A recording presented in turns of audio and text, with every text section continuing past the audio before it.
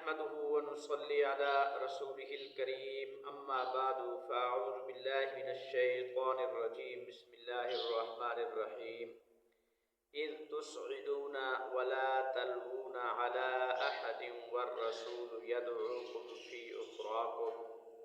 آمنت بالله صدق الله العظيم۔ انتہائی واجب الاحترام، قابل صد و تکریم بزرگان دین، عزیزان گرامی قدر، معزز سامعین و ناظرین، اس وقت آپ دیکھ رہے ہیں کیفی آفیشیل علوم القرآن یوٹیوب چینل، اور آپ حضرات کے علم میں ہے کہ یہ ماہ شوال مکرم کا مہینہ ہے۔ آج ماہ شوال مکرم کی 10 تاریخ ہے، تو چونکہ ماہ شوال مکرم کے حوالے سے آپ حضرات کے سامنے اہم واقعات پیش کرنے تھے۔ ان اہم واقعات میں سے ایک واقعہ غزوہ احد، جو اسلام کا ایک بہت عظیم معرکہ ہوا تھا، کہ جس کے اندر مسلمانوں میں سے عظیم غالباً 70 صحابہ کرام رضی اللہ اجمعین شہید ہوئے۔ اور غزوہ احد جو ہوا، اس کے پس منظر کیا ہے کہ یہ کیوں پیش آیا، تو محققین کے آراء ہیں کہ چونکہ اس سے پہلے سال غزوہ بدر ہوا، غزوہ بدر کے اندر ماشاءاللہ مسلمانوں کو اللہ پاک نے ایک عظیم فتح عطا فرمائی تھی۔ تو جس وقت مسلمانوں نے کفار مکہ کو شکست دی، تو کفار مکہ آپس میں اکٹھے ہوئے کہ ہم اس شکست کا مسلمانوں سے جو ہے نا بدلہ لیں گے۔ تو انہوں نے پلاننگ بنایا، اور جس کا نتیجہ یہ نکلا کہ غزوہ احد پیش ہے۔ اور غزوہ احد کے اندر کفار مکہ کافی تیاری کر کے آئے ہوئے تھے، اور اس وقت حضرت ابو سفیان رضی اللہ تعالیٰ عنہ، کیونکہ اس وقت وہ مسلمان نہیں تھے، حضرت خالد بن ولید رضی اللہ تعالیٰ عنہ، جو کہ جنگی مہارت میں ماشاءاللہ کافی آپ کی حیثیت تھی، وہ بھی اس وقت مسلمان نہیں تھے۔ بعد کے اندر ماشاءاللہ یہ حضرات اسلام قبول کر رہے ہیں۔ تو لڑائی ہوئی، اور کافروں کے ساتھ مسلمانوں نے ماشاءاللہ صحابہ کرام رضی اللہ تعالیٰ اجمعین نے بڑی دیدہ دلیری کے ساتھ جم کر مقابلہ کیا، اور شروع میں مسلمانوں کو ماشاءاللہ فتح ہی ہو گئی، لیکن صرف ایک چھوٹی سی لغزش جس کی وجہ سے جنگ کے جو آثار تھے وہ بدل گئے، کیونکہ آپ علیہ الصلوۃ والسلام نے حضرت عبداللہ ابن جبیر رضی اللہ تعالیٰ عنہ کو حکم دیا تھا کہ یہ گھاٹی جو ہے اس کو آپ نے نہیں چھوڑنا،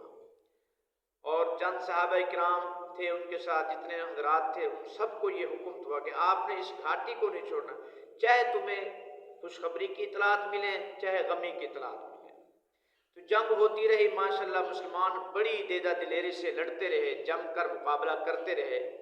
تو کچھ لوگوں نے وہ گھاٹی جو ہے نا چھوڑ دی، انہوں نے کہا کہ اب ماشاءاللہ مسلمانوں کو فتح ہو گئی ہے، تو اب کیا فائدہ بیٹھنے کا یہاں پر۔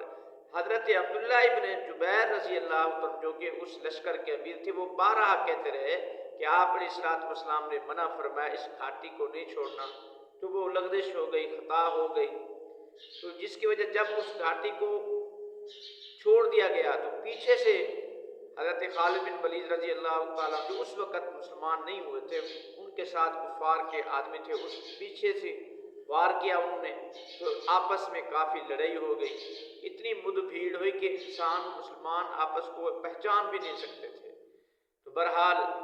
یہاں پر 70 صحابہ کرام رضی اللہ عنہ شہید ہوئے، اور سب سے بڑی بات کہ حضور پاک علیہ الصلوۃ والسلام کے دندان مبارک بھی شہید ہوئے، اور حضرت امیر حمزہ رضی اللہ عنہ کو بڑی بے دردی سے شہید کیا گیا۔ آپ کے جسم کے مسلح کر دیے گئے، آپ کے جسم کا ہر ایک عضو کو کاٹ دیا گیا، الگ کر دیا گیا، کہ آپ کی بہن نے آپ کے جو نا جسم کے ٹکڑوں کو دیکھ کر آپ کی ناش کو پہچانا، پہلے تو ناش بھی نہیں پہچانی جاتی تھی۔ تو بہرحال صحابہ کرام رضی اللہ اجمعین نے ماشاءاللہ جم کر مقابلہ کیا۔ تو اس میں حکمت کیا ہے؟ رسول اللہ صلی اللہ علیہ وسلم کی اطاعت، ٹھیک ہے، تو رسول اللہ صلی اللہ علیہ وسلم کی اطاعت ہی میں کامیابی ہے۔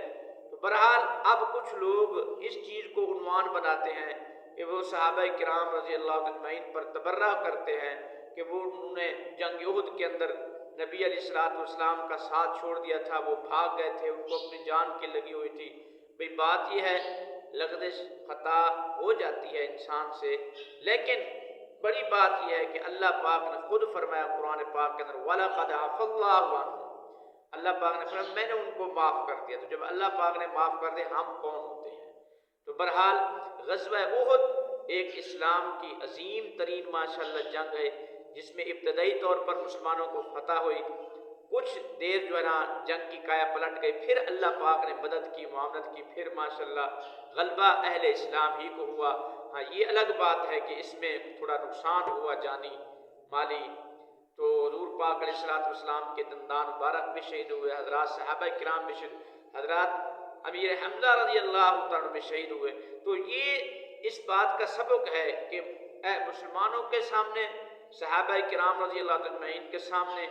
اور اللہ پاک کی نظر میں سب سے زیادہ جو قیمتی چیز ہے وہ دین ہے۔ تو اسی دین ہی کی وجہ سے حضور اکرم صلی اللہ علیہ وسلم نے اپنے دندان مبارک شہید کیے، اور اسی دین ہی کی وجہ سے حضرت امیر حمزہ رضی اللہ تعالیٰ عنہ شہید ہوئے، بے دردی سے آپ کے جسم کے مسئلے کر دیے گئے، اور اسی دین ہی کی وجہ سے صحابہ کرام رضی اللہ تعالیٰ اجمعین نے قربانی دی، اور اسی ہی کی وجہ سے اہل اسلام کے لیے راہ کھلی کہ وہ کیا آپس میں متحد ہونا، اور اتفاق کے رائے سے جس چیز پر مشورہ طے ہو جائے اس کی کیا کرنا، پاسداری کرنا۔ تو اس میں ماشاءاللہ نصرت خدا بندی ہوتی ہے، اور جو ہے نا اپنے سربراہ کی بات کو ماننا، اگر کسی سربراہ کی بات کو نہیں مانیں گے تو اس کے نقصانات ہو سکتے ہیں۔ تو بہرحال واقعہ کچھ لمبا ہو گیا، واقعہ اور بھی ہے، انشاءاللہ پھر اس کو مزید بیان کریں گے۔ تو اللہ پاک سے دعا اللہ تعالیٰ کمی کوتاہی کو معاف فرمائے۔ ٹھیک ہے، کوئی میری زبان سے اس طرح کا کوئی لفظ نکلا ہو تو میں شروع ہی سے مدد کر رہا ہوں، بعد میں اس کو کوئی نشان نہ بنائے کہ اس نے گستاخی کی ہے، یہ کی ہے، وہ کی ہے۔ تو اللہ پاک سے دعا اللہ تعالیٰ تمام صحابہ کرام کی قربانیوں کی بدولت اللہ پاک دین اسلام کو غلبہ عطا فرمائے، اور حضرات صحابہ کرام رضی اللہ تعالیٰ اجمعین کی شہادتوں کے صدقے اللہ سبحانہ وتعالیٰ ملک پاکستان کی حفاظت فرمائے، تمام اہل اسلام کی حفاظت فرمائے، ہمارے ملک پاکستان کی، افواج پاکستان کے اداروں کی سب کی اللہ تعالیٰ حفاظت فرمائے، عوام پاکستان کی اللہ تعالیٰ حفاظت فرمائے۔ وآخر دعوانا